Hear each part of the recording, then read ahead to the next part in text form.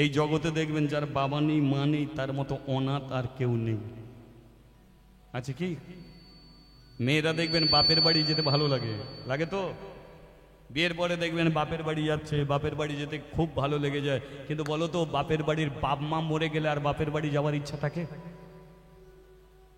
আর ইচ্ছা হয় যে বাপের, আমাদের পাশে এক বৌদি, আমি কীর্তন করতে যেতাম, আমাকে জিজ্ঞাসা করতো ঠাকুরপো কোথা কীর্তন আছে, প্রতিদিন দেখা হতো কোথা কীর্তন আছে।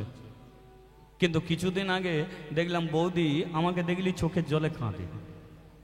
আমি একদিন বৌদিকে জিজ্ঞাসা করলাম, বৌদি আগে তো কীর্তন করতে যেতাম, তুমি হেসে বলতে ঠাকুরপো কোথায় যাবে কীর্তন করতে, আর এখন তুমি কাঁদো কেন?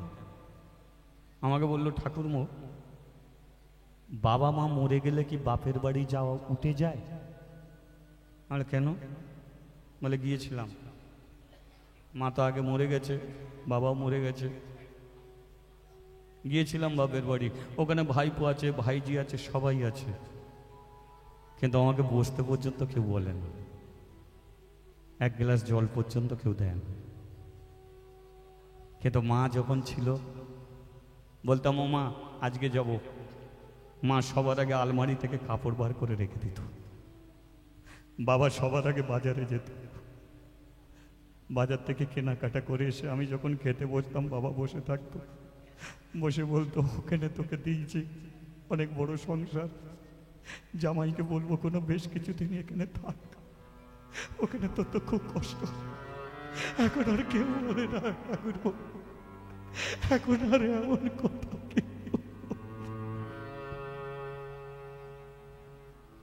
মেয়েটাও হয়ে গেছে অনাথ, বাবা গেছে, মা গেছে, দুজনই মরে গেছে। জমিদার এসে মাদ্রিকে কোলে তুলে নিয়েছে, আজ থেকে তুই আমার মেয়ে, তুই থাকবি, আমার মেয়ে হয়ে তুই থাকবি, কোথাও তোকে যেতে হবে। পোড়ানো হলো আবার কাশীর শ্মশানে। পূজারী ব্রাহ্মণরা বলল, এবার মন্দিরে পূজা করবে কে? কারণ মন্দিরে ব্রাহ্মণ মারা গেল তো আবার ব্রাহ্মণ জয়েন করতে হবে। কিন্তু জমিদার বলল, শুনুন বর্ণের শ্রেষ্ঠ ব্রাহ্মণ, আপনাদের শ্রদ্ধা করি, ভক্তি করি, আপনাদের প্রণাম করি,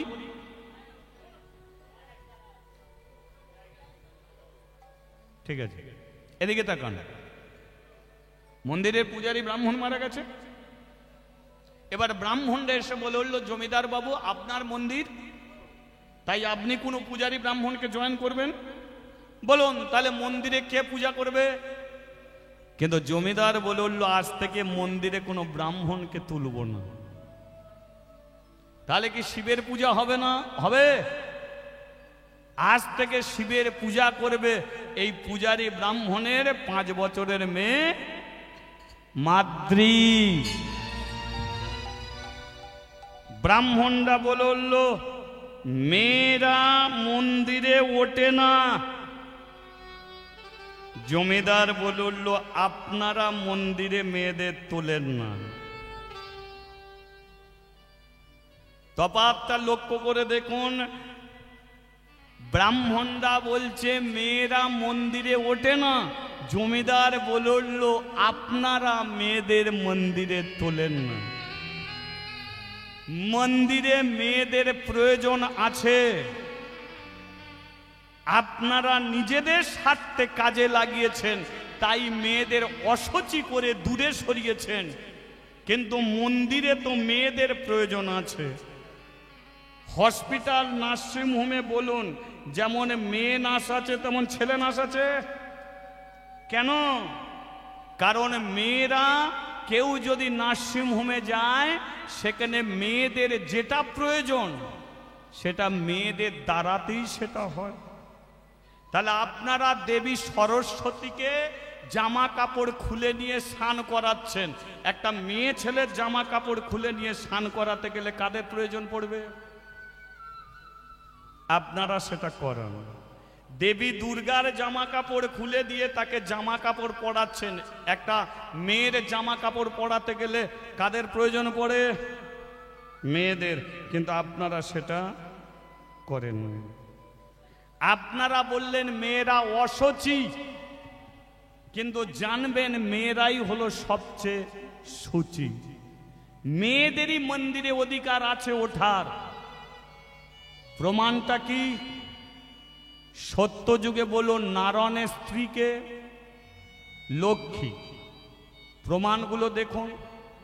নারায়ণের স্ত্রী হলো লক্ষ্মী। বলুন সরকার থেকে যদি গণনা করতে আসে, একটু আসতে, সরকার থেকে যদি গণনা করতে আসে, তাহলে একজন স্ত্রীকে যদি জিজ্ঞাসা করে তোমাদের পরিবারে কতজন আছে, সেই স্ত্রী কি প্রথম তার নিজের নাম বলে? সবার ওপরে যে শ্বশুর, শাশুড়ি, স্বামী, তারপরে নিজের, তারপরে ছেলে, তারপরে মেয়ে, কি এটাই বলা হয়? তাহলে আগে স্বামী, তারপরে স্ত্রী, এই তো। কিন্তু সত্য যুগে কে? নারায়ণের স্ত্রীকে লক্ষ্মী। তাহলে বলুন তো, নারায়ণ স্বামী, লক্ষ্মী স্ত্রী, তাহলে নারায়ণ লক্ষ্মী বলা হয় না লক্ষ্মী নারায়ণ বলা হয়? কি বলা হয়? তাহলে কি আগে আছে? লক্ষ্মী, তারপরে নারায়ণ। তাহলে আগে নারী শক্তি, তারপরে ভগবান, তাই তো? তেতা যুগে রাম সীতা বলা হয় না, বলা হয় সীতারাম। দাপর যুগে কৃষ্ণ রাধা বলে না রাধা কৃষ্ণ বলে? তাহলে 3 যুগ ধরে কারা এগিয়ে আছে? মেয়েরাই তো এগিয়ে আছে, তাই তো? লক্ষ্মী নিজে প্রশ্ন করেছিল নারায়ণকে যে হে ভগবান, তুমি জগৎকে সৃষ্টি করেছো, তাহলে জগতের মানুষ তাকে তোমার নাম করবে। কিন্তু নারায়ণ তাতে বলেছিল জগৎটাকে আমি সৃষ্টি করেছি ঠিকই, কিন্তু তোমাদের মতো মেয়েরা যদি ছেলেদের পেটে না ধরতো, তাহলে কোনোদিন কেউ ভারতবর্ষের মাটিতে পা রাখার অধিকার পেত না। হরিবল হরিবল। কোনো বাবা ছেলেকে পেটে ধরে নে, যা ধরে মেয়েরা ধরে। বুদ্ধ, গৌর, কৃষ্ণ, যিশু সবাই আগে মায়ের পেটে এসেছে, তারপরে এ মাটিতে পা রাখতে পেরেছে। তাই তুমি নারী শক্তি, নারী শক্তি তোমরাই গর্বে ধারণ করো, তারপরে পৃথিবীর মাটিতে সবাই পা রাখতে পারে। তাই নারী শক্তি হলো সবচেয়ে বড় শক্তি। আজকে ভগবান নারী জাতিকে কোন জায়গায় রেখেছে জানেন? আপনারা হয়তো বোঝেন না। আপনারাই হরিনাম শুনতে শুনতে কথা বলেন, আপনারাই হরিনাম শুনতে শুনতে ঘুমিয়ে পড়েন, আর আপনারাই যখন বাড়ি যাবেন দল বেঁধে আপনারা বাড়ি চলে যান। কিন্তু ভগবান আপনাদের ঘরেই সবচেয়ে বেশি সম্মান করে গেছে। বলুন তেতা যুগে রাবণ সীতার চুলের মুঠি ধরেছিল বলে ভগবান রামচন্দ্র সমস্ত রাক্ষস জাতি রাবণকে ধ্বংস করল। দাপর যুগে দ্রৌপদীর কাপড় খুলেছিল বলে ভগবান শ্রীকৃষ্ণ অর্জুনের রথে সারথি হয়ে সমস্ত বংশটাকে ধ্বংস করে দিয়েছিল। সেই নারী শক্তিকে সম্মান 4 যুগ ধরে দিয়ে গেছে ভগবান। শুধু তাই নয়, মন্দিরে বলুন তো, মন্দিরে দেখবেন বেশিরভাগই দেখবেন মেয়েদের নামে আছে, ছেলেদের নামে কিছু নেই। মন্দিরে সন্ধ্যা দেওয়া হয়, তো সন্ধ্যা কাদের নাম হয়? আপনারা বলুন কাদের নাম হতে পারে সন্ধ্যা? মেয়েদের নাম তো। আচ্ছা, মন্দিরে আরতি দেওয়া হয়, তো আরতি কাদের নাম হবে? মেয়েদের নাম তো। মন্দিরে বন্দনা দেওয়া হয়, তো বন্দনা কাদের নাম হয়? মেয়েদের তো। মন্দিরে সাধনা করা হয়, সাধনা কাদের নাম হয়? মেয়েদের তো। মন্দিরে অঞ্জলি দেওয়া হয়, অঞ্জলি কাদের নাম হবে? মেয়েদের তো। মন্দিরে পুষ্পাঞ্জলি দেওয়া হয়, পুষ্পা কাদের নাম হবে? মেয়েদের তো। সব তো মেয়েদের নামে আছে, ছেলেদের নামে ঘন্টা ছাড়া আর কিচ্ছু নেই, তাই না? ছেলেদের জন্য শুধু ঘন্টা আছে, তাও মন্দিরের ভেতরে নেই, বাইরে ঝোলানো তাকে ঘন্টন করে নেড়ে দিয়ে ভেতর ঢুকি। আর এরা বলে মন্দিরে মেয়ে ছেলে উঠবে। কি এরা বলছে মন্দিরে মেয়ে ছেলে উঠবে না। তাছাড়া শুধু তাই নয়, ভারতবর্ষের মাটিতে যেটা বয়ে গেছে, ওরে তার বুকে ডুব দিলে তবে তোদের পাপ যায়। এই গঙ্গা সমগ্র বিশ্বে, সমগ্র ওয়ার্ল্ডে কোথাও গঙ্গা নেই, গঙ্গা আছে একমাত্র ভারতে। এই গঙ্গাতে ডুব দিলে তবেই পাপ থেকে মুক্তি পাবে। শুধু তাই নয়, যত নদ নদী, গঙ্গা, যমুনা, সরস্বতী, নর্মদা, কাবেরী, তিস্তা, কালিন্দী, কৃষ্ণা, সবই তো মেয়েদের নামে। আর এরা বলে মেয়েরা মন্দিরে উঠবে। এই মাদ্রি চলায়, তুই মন্দিরের পুজো করবি। এরা বলল এর মধ্যে এত বিশ্বাস কেন? জমিদার বলল যার মা তুলসী তলায় মরে, যার বাবা শিবের চরণে মরে, তাদের বাড়ির ছেলে হোক বা মেয়ে হোক, তারা চোর হয় না, চিটিংবাজ হয় না, তারাই একমাত্র কৃষ্ণ ভক্ত হয়, তারাই একমাত্র হরি বল, হরি বল। এটাই হলো আমার জীবনের সবচেয়ে বড় বিশ্বাস। আর এই বিশ্বাসের জড়ি এই মেয়েটা প্রমাণ করে দেবে, ভক্তি যার ভগবান তার, ভক্তি নেই যার ভগবান নেই। মাদ্রি, মন্দিরে প্রদীপ জ্বালতে হবে না, ধূপ জ্বালতে হবে না, শুধু বসে বসে তালি দিয়ে হরিনাম করবি, এরই দ্বারাতে একদিন তুই ভগবানের দেখা পাবি। শুধু তাই নয়, এ মন্দিরে আর কোনোদিন আসা হবে কি না হবে আমি জানি না, কিন্তু মন্দিরের পূর্ণ দায়িত্ব আমি তোকে দিয়ে যাচ্ছি। কথা দে, আমার এই শখের মন্দিরকে তুই রক্ষা করে যাবে। মন্দিরে কোনো পাপ করবি না, কোনো অন্যায় করবি না। বাচ্চা মেয়েটা জমিদারের চরণ ছুঁয়ে বলে উঠল, জমিদার বাবু, আমার বাবা নেই, মা নেই, তুমি আমাকে মন্দিরে বসিয়ে দিয়েছ, আমার রক্তের কোনা কোনা বিন্দু দিয়ে হলেও এ মন্দিরকে আমি রক্ষা করব, এ মন্দিরকে আমি রক্ষা করব। জমিদার মন্দির ছেড়ে চলে গেল। আর ওই মন্দিরে শিবের চরণে না জ্বলে প্রদীপ, না জ্বলে ধূপ, না জ্বলে খেতে। কে? মাদ্রি বলে কেন আমি আর খেতে দেব না, ইচ্ছা যদি থাকে তুই নিজে খাবি। কি? আর জমিদারের কথা মতো শুধু মন্দিরের চাতালে বসে পাড়ার বউ ঝিকে নিয়ে শুধু তালি দিয়ে হরিনাম। কে? কৃষ্ণা বলে তালি তালে তালে তালে।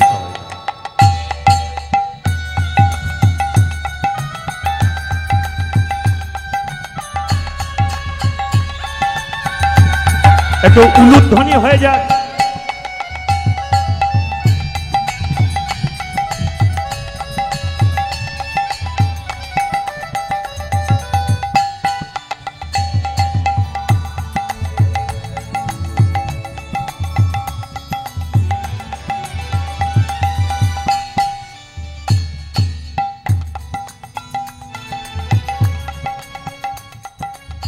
কৃষ্ণা কৃষ্ণা বলে মুখে গো, কৃষ্ণ কৃষ্ণ বলে মুখে, কৃষ্ণ কৃষ্ণ বলে মুখে গো, কৃষ্ণ কৃষ্ণ বলে মুখে।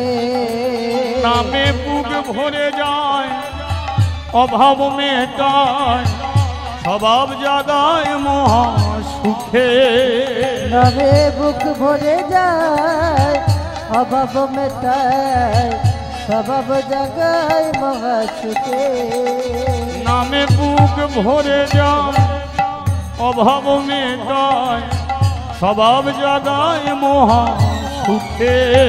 নামে বুক ভরে যায়, অভাব মেটায়, স্বভাব জাগায় মহা সুখে। ও কৃষ্ণ, ও কৃষ্ণ। চলো আনন্দ করে সবাই তালে তালে।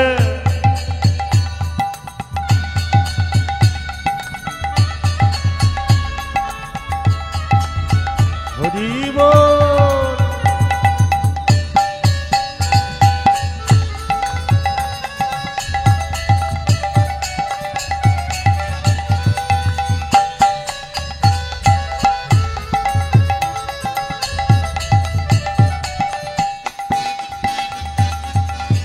আচ্ছা, ও 5 বছরের মেয়েটা যে 20 বছর বয়স,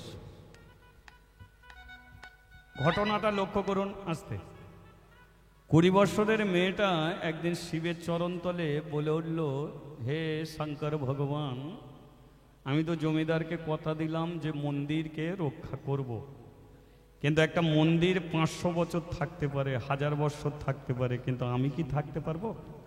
এটা মনিটর বাড়বে, মোটাতে পারো।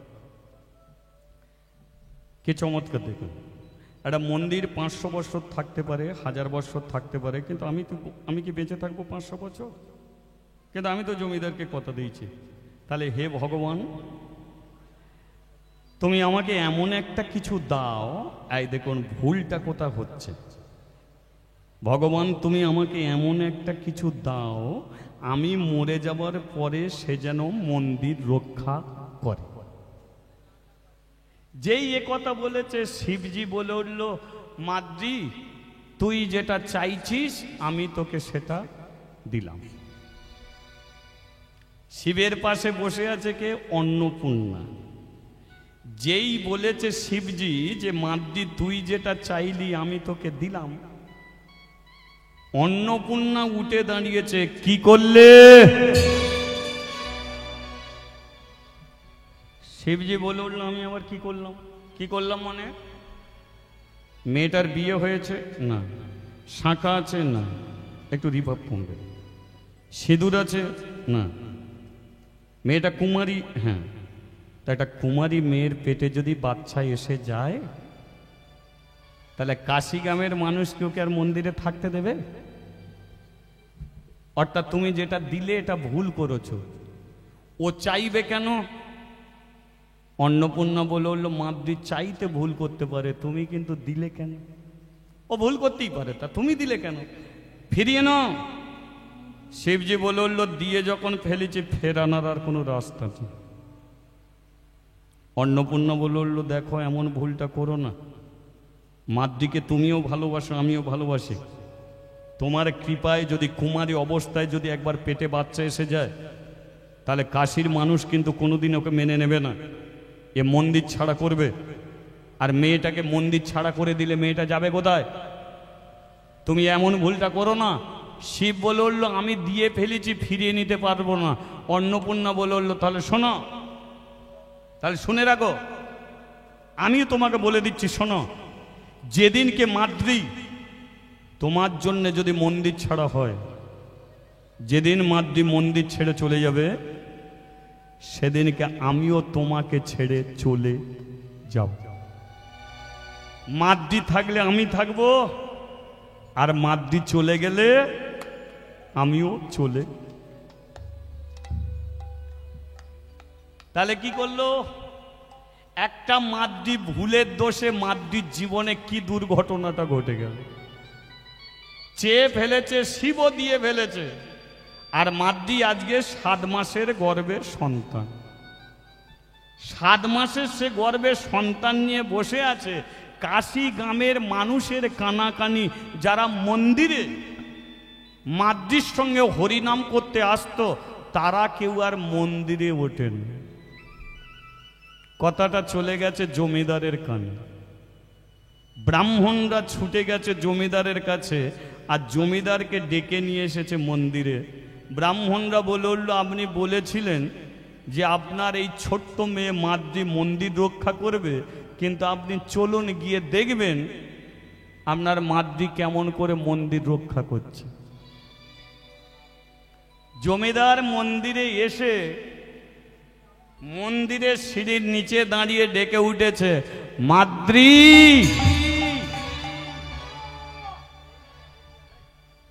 আর যেই ডেকে উঠেছে, মাদ্রি মন্দির থেকে বেরিয়েছে, আর মাদ্রির দিকে তাকিয়ে জমিদার চমকে উঠেছে।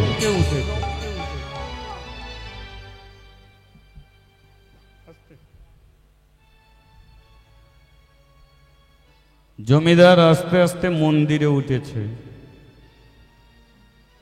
মাদ্রিকে শিবের চরণে নিয়ে গিয়ে ভেতর থেকে দরজা বন্ধ করে দিয়েছে। বল, তোকে আমি মন্দিরকে রক্ষা করতে বলেছিলাম, কিন্তু মন্দিরে তুই এমন একটা পাপ কাজ করলি যে হাজার হাজার গঙ্গার জল দিলেও এ মন্দির আর পবিত্র হবে না। এ বড় আমার শখের মন্দির ছিল। আমার স্ত্রী সোনার জিনিসকে বিক্রি করে এ মন্দির আমি করেছিলাম, আমার শখের মন্দির। তোর বাপ মরে গেছে, মা মরে গেছে, তাই তোকে মন্দিরে ঠাঁই দিয়েছিলাম। তোর বাবা বড় কৃষ্ণ ভক্ত, তোর মা বড় কৃষ্ণ ভক্ত, আমি ভেবেছিলাম তোর মধ্যেও লুকিয়ে আছে সেই কৃষ্ণ ভক্তি। তাই সমস্ত ব্রাহ্মণকে উপেক্ষা করে তোকে দিয়েছিলাম এই মন্দির, আর তুই আমাকে কথা দিয়েছিলিস মন্দির রক্ষা করবি, কিন্তু তুই এত বড় সর্বনাশ করলি। আমি কি নিজেকে জিজ্ঞাসা কর, তুই কি করেছিস? তোর গর্ভে যে সন্তান, এই সন্তানটা কার? কোন পাপ তুই পেটে ধরেছিস? মাদ্রি বলল না, চরণ ছুঁয়ে কথা দিয়েছি মন্দির রক্ষা করব। তাই শিবকে বলেছিলাম যে আমি তো মরে যাব, এমন একটা কিছু দাও যেন মন্দির রক্ষা করা যায়। শিবজি আমাকে একটা ফল দান করেছিল, আর সেই ফল সেবা করে আমার গর্ভে সন্তান এসেছে। জমিদার বাবু, আমি মরে গেলে আমার পেটের ছেলে হোক মেয়ে হোক, সে তো মন্দিরে বসে মন্দির রক্ষা করবে। তদ্রূপ মন্দির রক্ষা করার জন্যে এ সন্তান আমি প্রার্থনা করেছিলাম। ঠিকই, যারা সন্তান পায় না তারা গিয়ে শিবের চরণে পড়ে, শিবজি কৃপা করে, কিন্তু নারী পুরুষের মিলন ছাড়া তো সন্তান আসে না। তাহলে তুই কোনো পুরুষের সঙ্গে মিলন ঘটিয়েছিস? এ মন্দির কোনো প্রেম করার জায়গা নয়, এ মন্দিরে কোনো আদর খাওয়ার জায়গা নয়, এ মন্দিরে কোনো স্বামী স্ত্রীর মিলন করার জন্য এই জায়গা নয়। এ মন্দির এ বড় পবিত্র মন্দির। এই মন্দিরে মানুষ ছুটে আসে তাদের দুঃখ কষ্ট জানাবার জন্য। এ মন্দিরে ছুটে আসে কেন? মানুষের জীবনে যে কষ্ট সেইগুলোকে জানাবার জন্য। আর সেই মন্দিরকে তুই পাপে ধরিয়ে দিলি। আমি কোনো পাপ করিনি, তুই মিলন করেছিস। এ মন্দিরে যখন ফাঁকা, সেই সুযোগে কোনো পুরুষের সঙ্গে তুই মিলন করেছিস, বলতে পারতিস। সংসার করার যদি ইচ্ছা থাকে আমাকে বলতে পারতিস, তো সংসার করে দিতাম, তোকে ঘর বেঁধে দিতে পারতাম। মন্দিরে তুই এত বড় পাপ কাজ করলি। জমিদার বাবু, গঙ্গা জলের মতো আমি পবিত্র, ফুলের মতো আমি নিষ্পাপ। যে কলঙ্কর কালি আমার গায়ে ছিটিয়ে দিচ্ছ, আমি কুলোটা নয়, কলঙ্কিনী নয়, আমি অসতী নয়, আমি কৃষ্ণ দাসী, একজন সতী নারী মাদ্রী। আমি গঙ্গা জলের মতো পবিত্র। আমি কোনোদিন এই মন্দির ছেড়ে কোনোদিন কোনো পরপুরুষের সঙ্গে মিলন করিনি। আমাকে বিশ্বাস কর, আমার বিশ্বাস অবিশ্বাসের কিছু যায় আসে না। হাজার হাজার ব্রাহ্মণরা ছুটে এসেছে তোর বিরুদ্ধে নালিশ নিয়ে। তো শিবজিকে বল, শিবজি ব্রাহ্মণের কাছে গিয়ে বলুক যে শিবজি তোকে ফল দান করেছিল, তার কৃপায় তোর গর্ভে সন্তান। শিবজি নিজে প্রমাণ করে দিক ব্রাহ্মণের কাছে যে তুই কলঙ্কিনী নয়, কুলোটা নয়, অসতী নয়, গঙ্গা জলের মতো তুই পবিত্র। যা তো শিবকে বল। মাদ্রি ছুটে গেছে শিবের চরণে, হাজারবার প্রার্থনা করছে। অন্নপূর্ণা বলে উঠল, কি গো, আমি তোমাকে বলেছিলাম না যে মাদ্রির জীবনে এমন একটা দুর্ঘটনা ঘটে যাবে? সেদিনকে হাজারবার বলেছিলাম ওকে সন্তান দিও না, কিন্তু তুমি তো কথা শুনলে না, ওকে সন্তান দিলে। আজকে হাজার হাজার ব্রাহ্মণ ওকে মন্দির ছাড়া করতে চায়, ওকে কলঙ্ক করে কালি ছিটিয়ে দিচ্ছে, আর তুমি বসে আছো। যাও ব্রাহ্মণের কাছে সাক্ষী দাও। কিন্তু শিবজি বলে উঠল, হাজারবার মাদ্রি বলল, আমি মাদ্রির হয়ে ব্রাহ্মণের কাছে সাক্ষী দেব না। অন্নপূর্ণা বলে উঠল, আমিও তোমাকে বলে রেখেছিলাম, মাদ্রি যদি মন্দির ছাড়ে আমিও কাশী ছেড়ে চলে যাব, আমিও তোমার কাছে আর কোনো দিনের জন্য ফিরে আসব না। বলো তুমি কি করবে? শিবজি বলে উঠল, কারো প্রয়োজন নেই, চলে যাও। কাশীতে আমি একা বসে থাকব, তোমাকেও আমার প্রয়োজন নেই।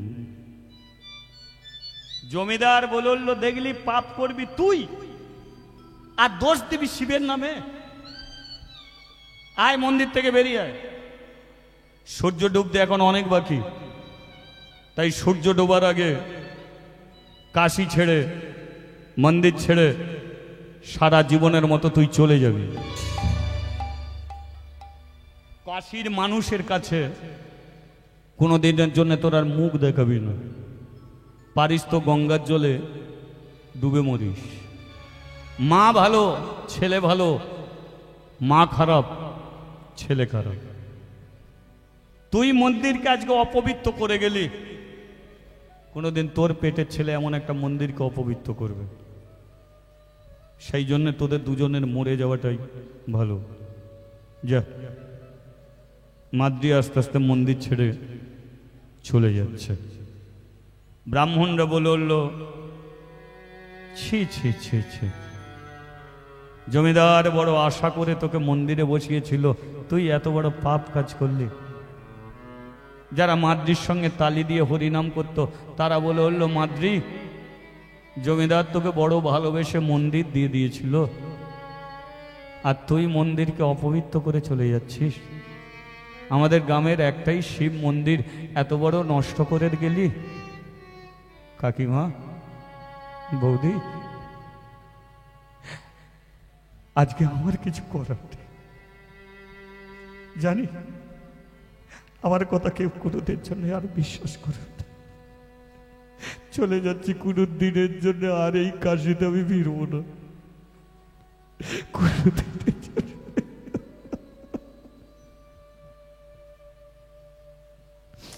সেই ছোটবেলা থেকে আপনারা মাদ্রির কথা শুনছেন।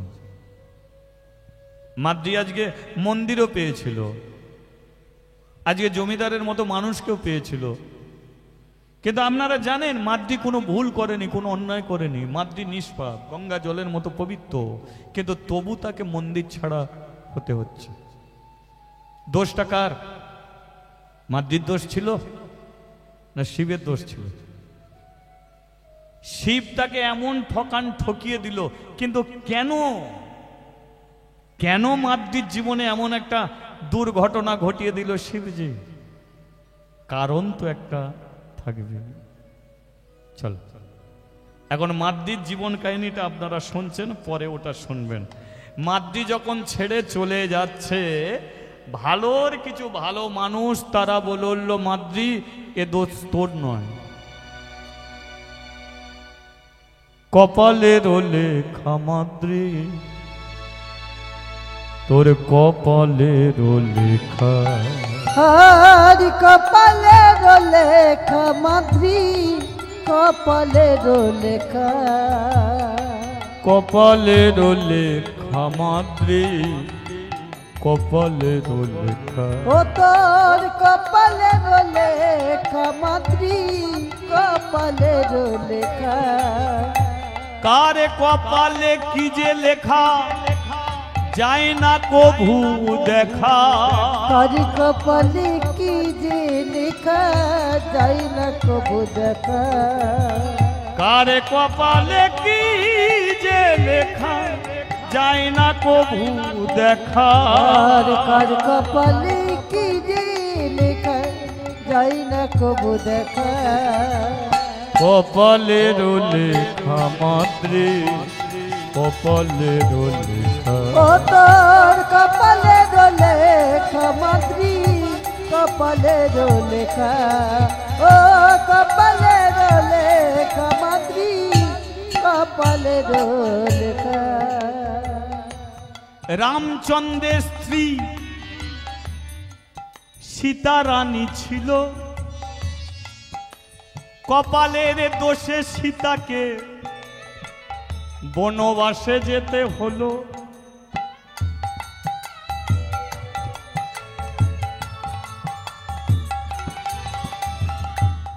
একদিকে মীরা, একদিকে রাধা,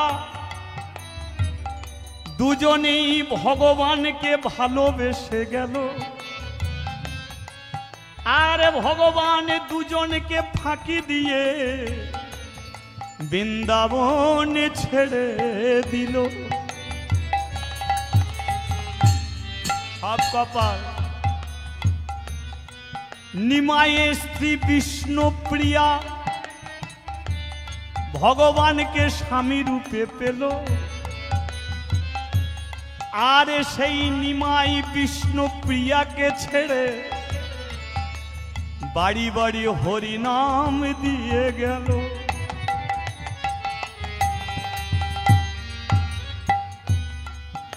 তাই কার কপালে কি যে লেখা, যায় না কভু দেখা। কার কপালে কি যে লেখা, যায় না কভু দেখা।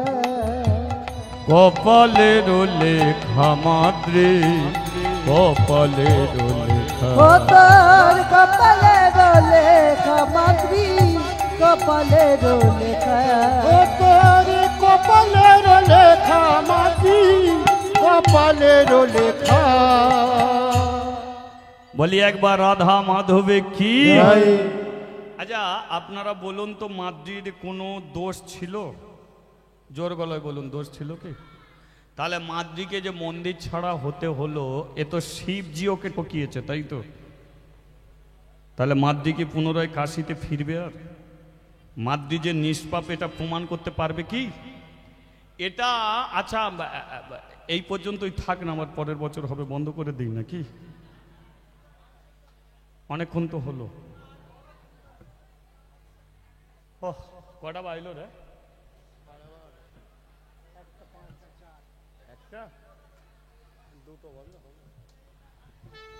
মানে অনেকদিন কীর্তনে বসেছিলাম, কারণ এই সময় তো আর কীর্তন হয় না, যেটা একটা অভ্যাসের দাস। এক সময় কীর্তন করতাম, প্রত্যেক দিন করতাম, কিন্তু বাড়িতে বসে গিয়েছিলাম, বেশ আনন্দেই ছিলাম, কষ্ট করে কীর্তন করতে হতো না। কিন্তু হঠাৎ করে কীর্তন তো, তাই মানে অনেকক্ষণ ধরেই চলছে। তবু আপনারা আছেন যখন, তাহলে মাদ্রির একটা শেষ জীবন কাহিনী একটু শোনা যাক আর কি। ঠিক আছে, মাদ্রির জীবনটা কি হলো একটু দেখে নেওয়া যাক। 10খানা গ্রামের মানুষ তো তাকে চেনে, যে মন্দিরে ছিল। 7 মাসের গর্ভের সন্তান, যে বাড়িতেই যাচ্ছে দূর দূর করে তাড়িয়ে দিচ্ছে। রাস্তাঘাটে জল খাচ্ছে, গাছের ফল খাচ্ছে, কোনো বাড়িতে যেতে পারছে না, রাস্তাঘাটে ওই পেটে ছেলেকে নিয়ে ঘুমাচ্ছে।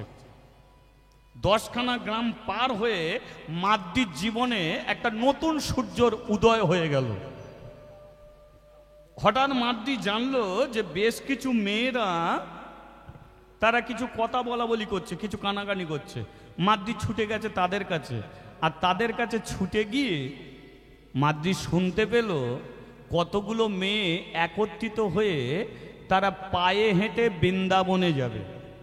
আর বৃন্দাবনে যে বঙ্কু বিহারী আছে, বাঁকে বিহারী আছে, সেই বাঁকি বিহারীকে তারা দর্শন করতে যাবে। কিসে করে? পায়ে হেঁটে। এখন তো ট্রেনে করে যায়, এখন তো বাসে করে যায়, এখন ট্রামে, তখন পায়ে হেঁটে।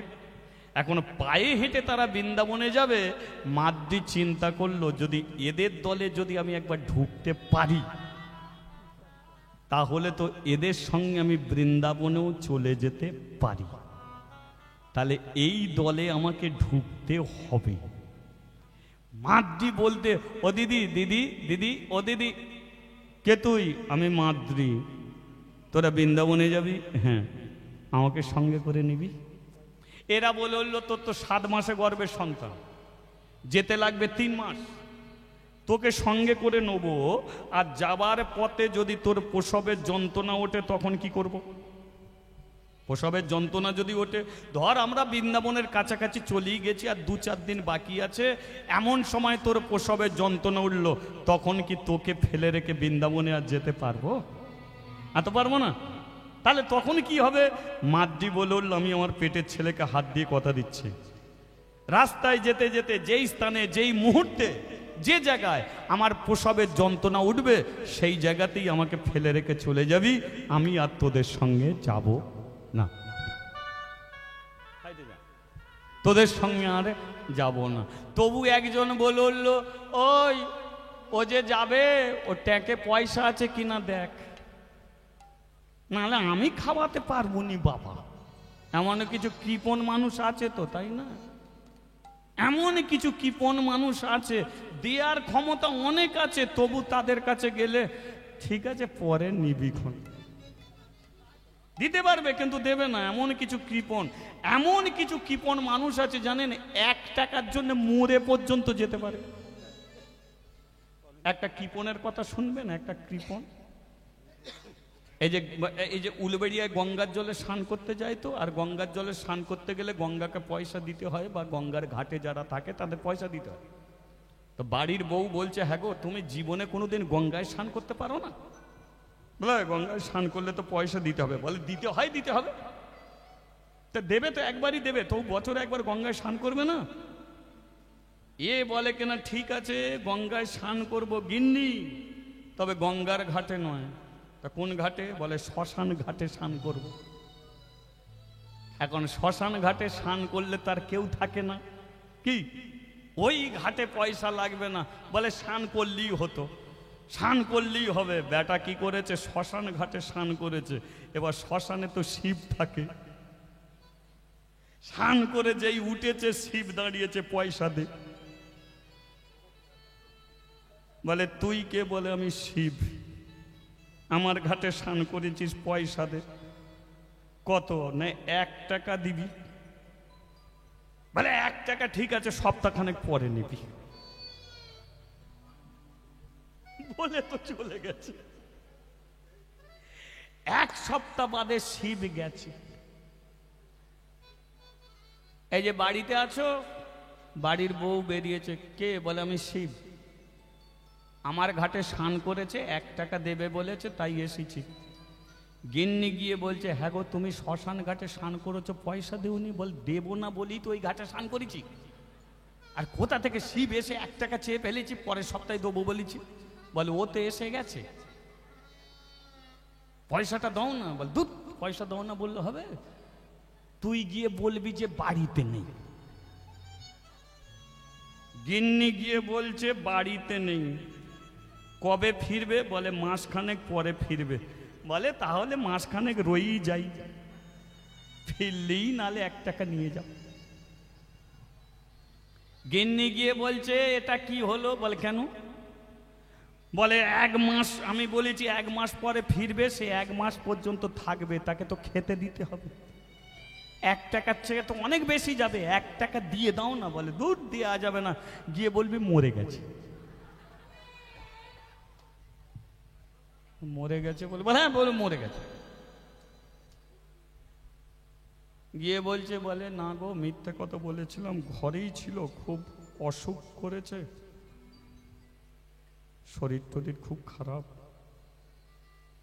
শরীর খারাপ, তাহলে ডাক্তার দেখাতে হবে। বলে হ্যাঁ। বলে আমি ডাক্তার তো। বলে না না না, ডাক্তার মানে আবার গিন্নি জানে তো, আবার ওষুধ খরচার ব্যাপার আছে। বলে ডাক্তার আনতে আনতে সে মরে গেছে। বলে মরে যখন গেছে, শিব বলে তাহলে পুড়িয়ে দিয়ে যাব। কি মরে গেছে, কি করে পুড়িয়ে দিচ্ছে? গিন্নি তো জানে মরে নেই, মরার ভান করে পড়ে আছে। গ্রামের মানুষ এসেছে, শ্মশানে নিয়ে গেছে। গিন্নি বলে এখনো সময় আছে, 1 টাকা দিয়ে দাও না, মরার ভান করে তো পড়ে আছো, এরা তোমাকে পুড়িয়ে দেবে তো, তুমি জীবিত অবস্থায় তোমাকে পুড়িয়ে যেতে হবে, 1 টাকা দিয়ে দিতে পারছো না। এ বলে তুই চুপ কর। ঠিক চিতায় তুলে দিয়েছে, আগুন দিতে যাবে। শিবজি বলে একটু দাঁড়াও। শিবজি কানের কাছে গিয়ে বলছে, বলে 1 টাকা দিবি? 1 টাকার জন্য তুই চিতায় উঠে পড়েছিস? এরা তো আগুন দিয়ে পুড়িয়ে দেবে। বল তোর কি ইচ্ছা, আমাকে খুলে বল, কি ইচ্ছা খুলে বল। এ বলে কিনা আমার একটাই ইচ্ছা। বল আমি 1 টাকা দুবুনি। বলে দিতে হবে না, চিতা থেকে উঠে পড়ে। সেই জন্য এমনও কৃপণ আছে, 1 টাকার জন্য চিতায় উঠবে। আবার কৃপণ কৃপণ যদি হয় তো আর দেখতে নেই।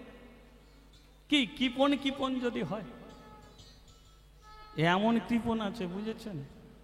কি এক কৃপণ একজনদের বাড়িতে গেছে, বুঝেছেন? এক কৃপণ একজনদের বাড়িতে গেছে, বলছে হ্যাঁ রে হারকিনটায় জোর দে না। বলে জোরে হারকিন জ্বললে তো তেল পুড়ে যাবে। ঠিক আছে। আবার সেই কৃপণটাই এসেছে, বলে হ্যাঁ তুই অন্ধকারে বসে আছিস। বলে তোর তো তেল পুড়ে যাবে, আর আমি অন্ধকারে বসে আছি, জামা কাপড় খুলে বসে আছি, কাপড় ময়লা হবে। সে হাড় কিনে তেল বাঁচাচ্ছে আর এর উলঙ্গ হয়ে বসে আছে, কাপড় বাঁচাচ্ছে, অন্ধকারে বসে আছে। এরা হচ্ছে কৃপণ কৃপণ যায়। পৃথিবীতে এমনও কিছু মানুষ আছে তারা বোঝে না যে তুমি যদি দিতে শিখেছ তো মানুষ তোমার জয়গান করবে, আর নিতে শিখেছ তো কেউ তোমার জয়গান করবে না। উত্তর পাড়ায় যদি একজন মরে নয় সবাই কাঁদে, আর দক্ষিণ পাড়ায় যদি মরে সবাই হাসে। কারণ উত্তর পাড়ার মানুষটা নিজের পেনশনের টাকায় একটা স্কুল করে দিয়ে গেছে, সে মানুষ মরে গেছে, গ্রামের সবাই কাঁদছে। আর দক্ষিণ পাড়ার মানুষ চাঁদা চাইতে গিয়েছিল, দরজা বন্ধ করে দিয়েছে, মরে যেতে বলে ভালোই হয়েছে। তাহলে আনন্দ কিসে? নিয়ে আনন্দ নয়, আনন্দ দি। এ বলে একে আমরা খাওয়াতে পারবো না, বলে তোদের খাওয়াতে হবে না, আমি খাওয়াবো। চলো তাহলে মেয়েটাকে নিয়ে বৃন্দাবনে যাওয়া যাবে তো? একটু আপনাদের সমস্যা আছে কিছু নেই তো? তাহলে একটু বৃন্দাবন যাওয়া যাক নাকি? বলিয়ে বৃন্দাবন ধাম কি জয়। ও রাখালে রাজা। চলো অনেকক্ষণ লীলা শুনছেন, একটু ভজন করতে করতে যাই। হ্যাঁ, বলে দে রে কোথায় বৃন্দাবন, শ্যাম কুণ্ড রাধা কুণ্ড গিরি গোবর্ধন। রাখালি রাজা বলে দে রে কোথায় বৃন্দাবন,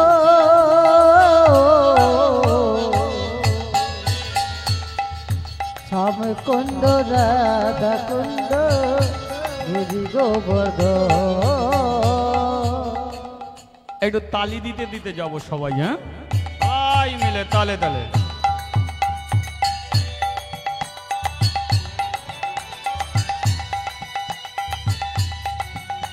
একটু উলুধ্বনি হোক, উলুধ্বনি।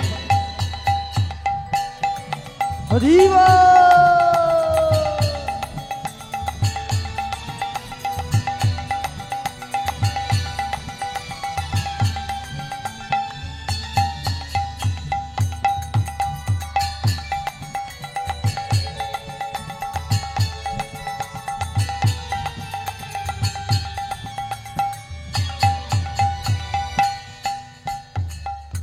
ভাগ্যবতী শ্রী যমুনায় উজানে বয়ে যায়, গোটে শেষে রাখাল আমার বাঁশরি বাজা।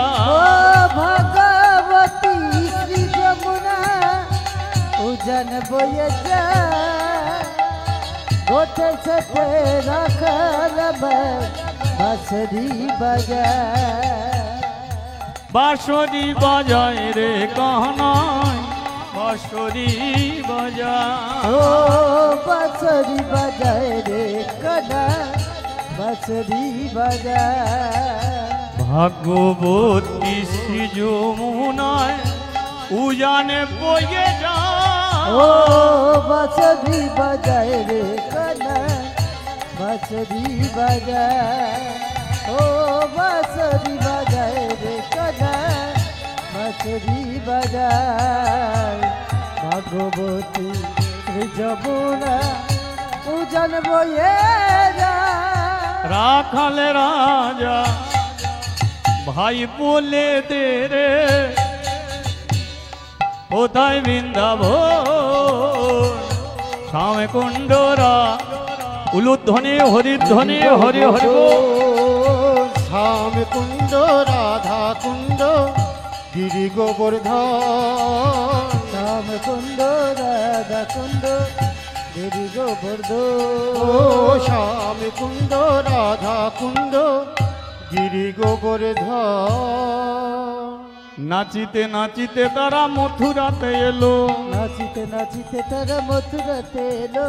নাচিতে নাচিতে তারা মথুরাতে এলো। নাচিতে নাচিতে তারা মথুরাতে এলো। আরে ভক্তগণ সবাই মিলে, হরি হরি বলো, ভক্তগণ সবাই মিলে হরি হরি বলো।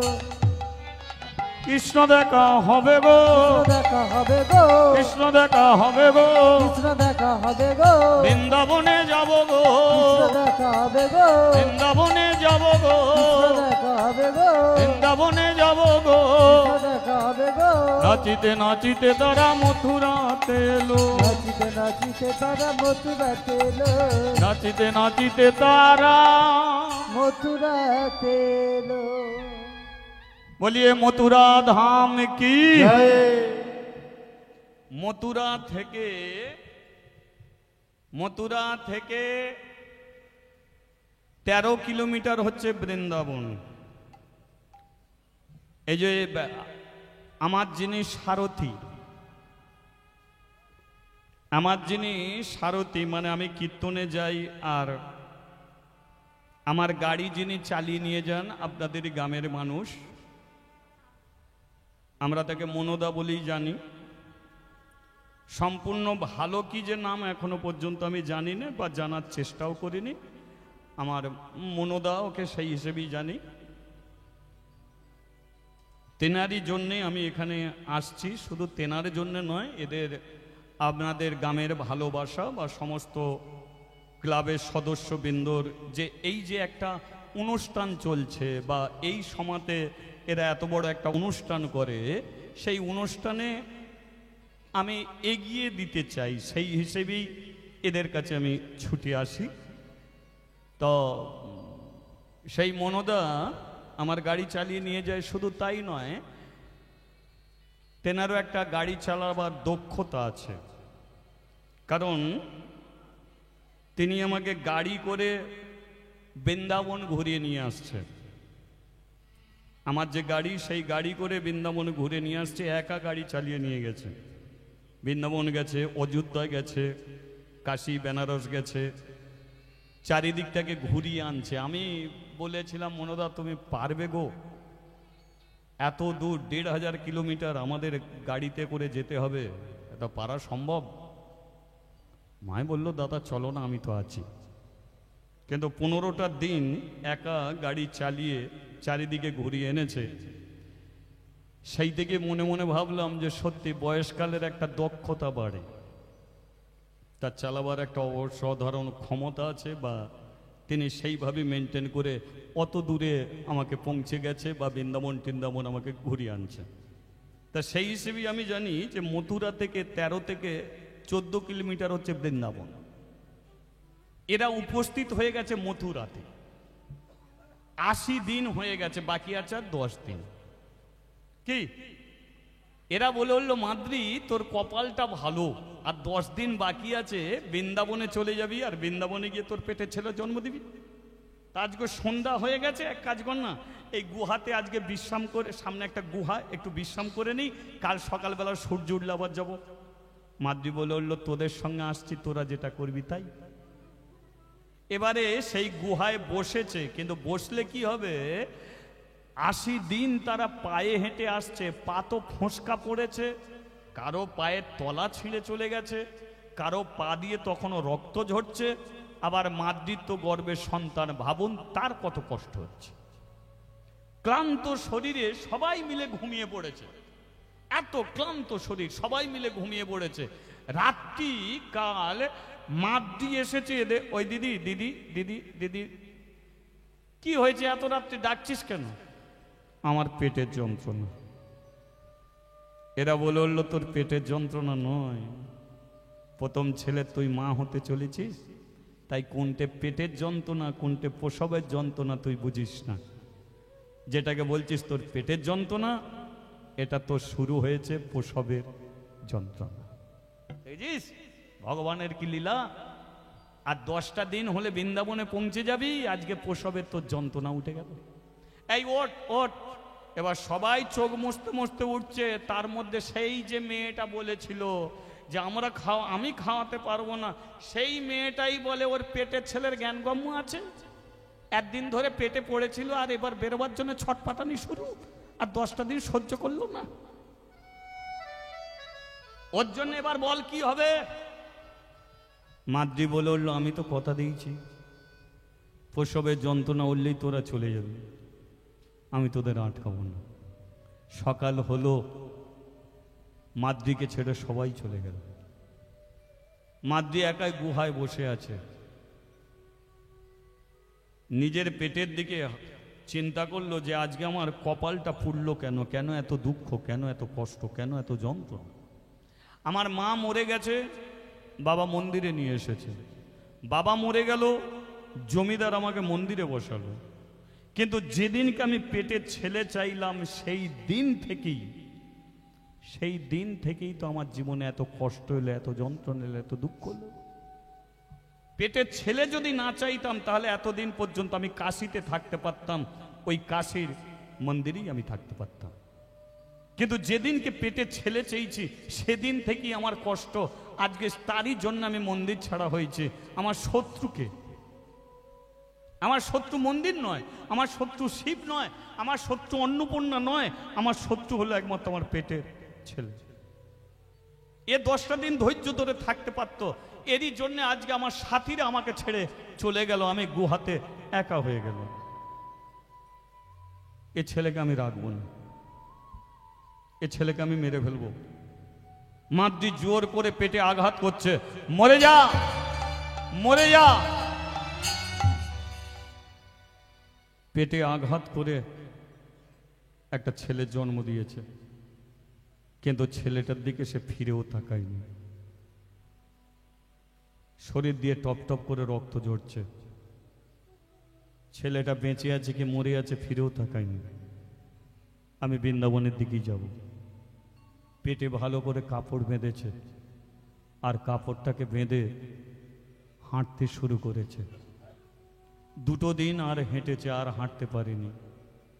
হামাগুড়ি দিতে দিতে যাচ্ছে, হাঁটুগুলো ছিঁড়ে এত রক্ত ঝরছে, হাঁটু ফেলতে পারছে না, শুয়ে শুয়ে যাচ্ছে। এক সময় বৃন্দাবনে পৌঁছেছে, বাঁকে বিহারী মন্দিরের সিঁড়ির নিচে গিয়ে চুপটি করে বসে আছে। বাঁকে বিহারী ভগবানকে সবাই দর্শন করে ফিরে যাচ্ছে, মাদ্রি হাঁ করে বসে আছে, মৃত্যুর অপেক্ষায়। এবার সে মরেই।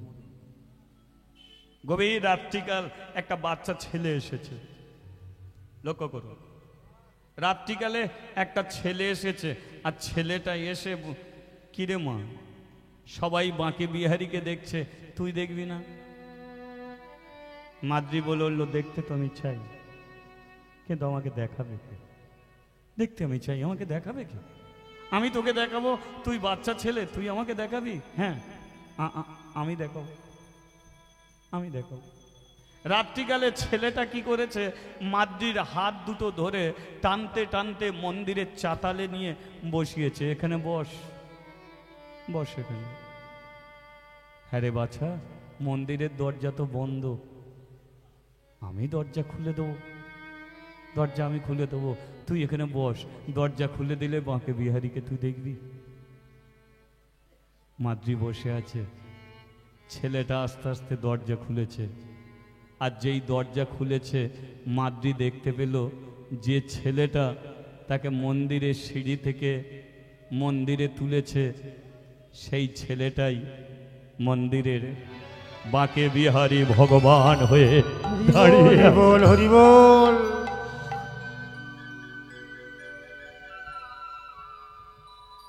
কে বলেছে মূর্তি?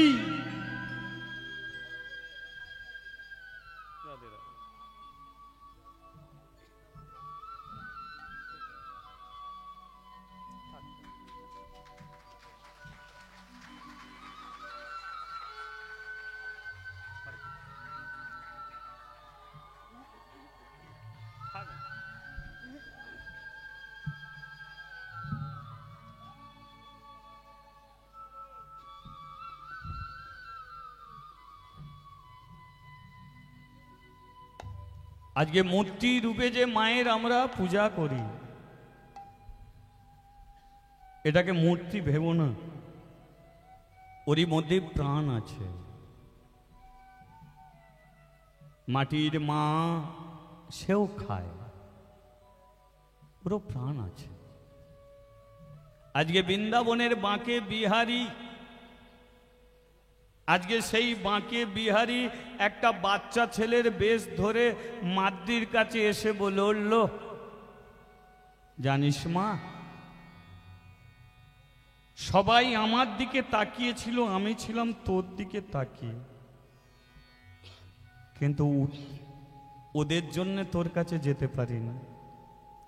রাত্রিকালে কেউ ছিল না, তাই তোকে আমি মন্দিরে নিয়ে এলাম।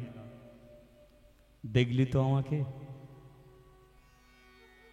মাদ্রি বলে উঠল, তুই বৃন্দাবনের বাঁকে বিহারী, তুই ভগবান, আমি ভগবান। তুই আমাকে নিচু থেকে ওপরে তুলে নিয়ে এলি। ভগবান বলে উঠল, এটাই আমার কাজ। যারা অহংকারী মানুষ, তাদের টেনে আমি মাটিতে নামিয়ে দিই, আর তোদের মতো যারা কৃষ্ণ ভক্ত, হরিভক্ত, তাদের মাটি থেকে তুলে নিয়ে আমার চরণ তলে হবে। হরি বল, হরি বল। যা কাশিতে ফিরে যা। মাদ্রি বলে উঠলো, আমি আর কাশিতে যাব না।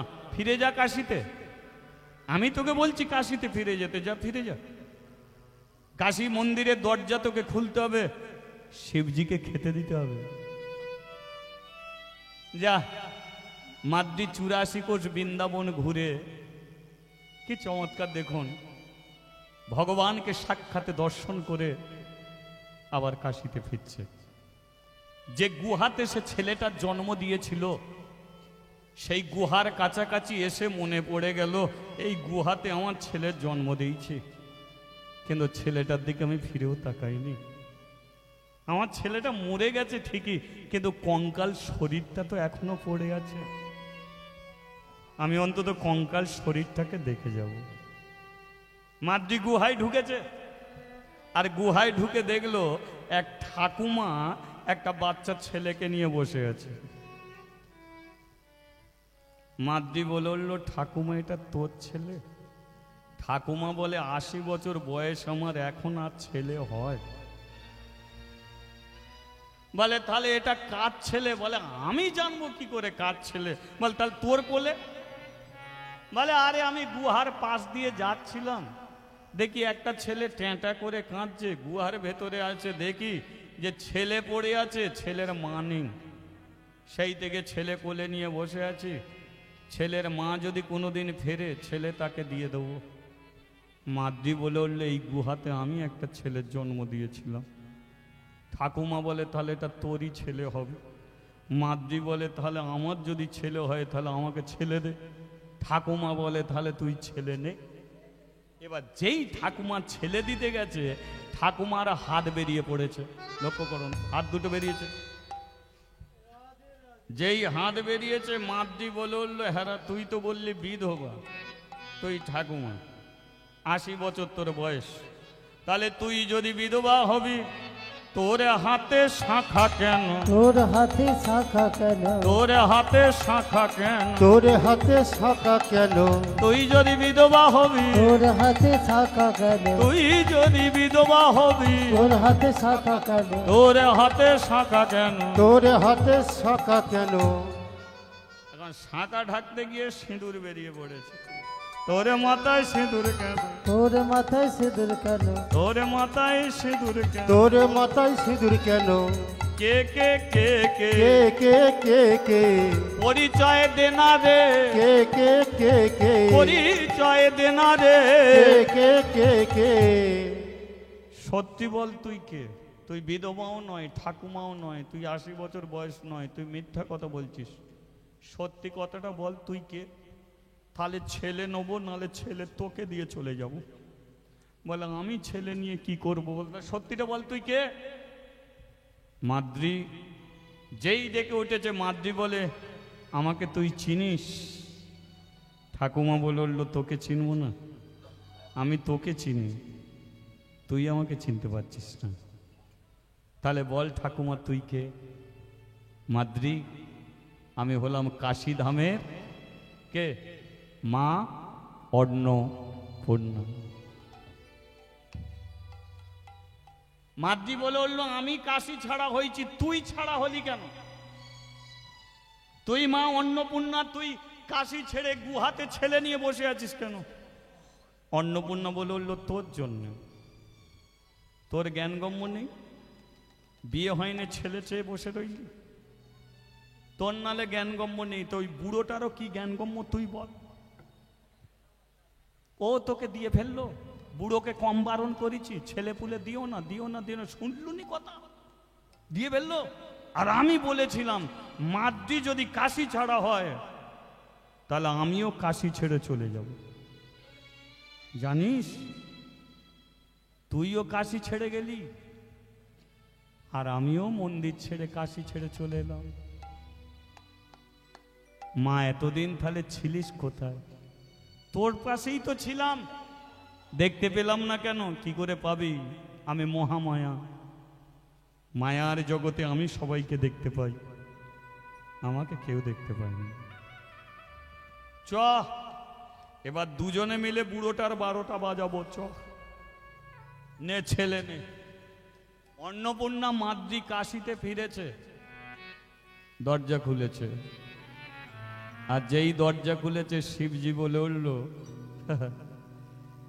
এতদিনে কোথায় ছিলে? বলো গো তুমি, তোমার লাগি জীবন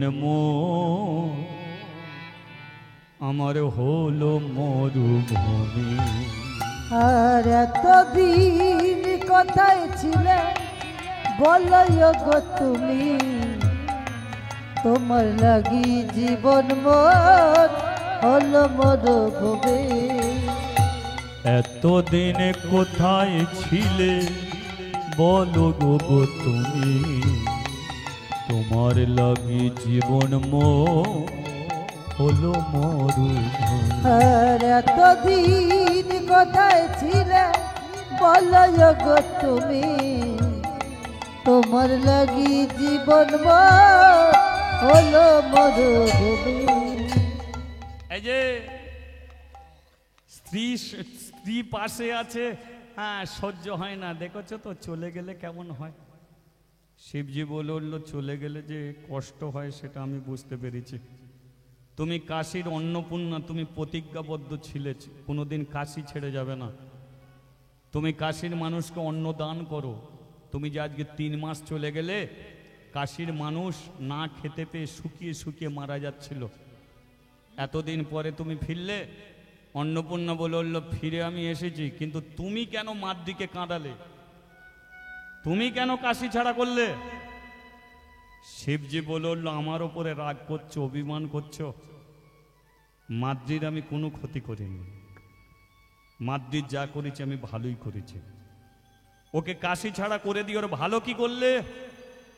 শিবজি বলে উঠল, শোনো অন্নপূর্ণা, মাদ্রি যখন আমার চরণতলে বসে কৃষ্ণের নাম করতো, আমি মনে মনে ভাবতাম যে মেয়েটা শুধু কৃষ্ণের নাম করে সে কি কোনোদিন কৃষ্ণ দর্শন করবে না?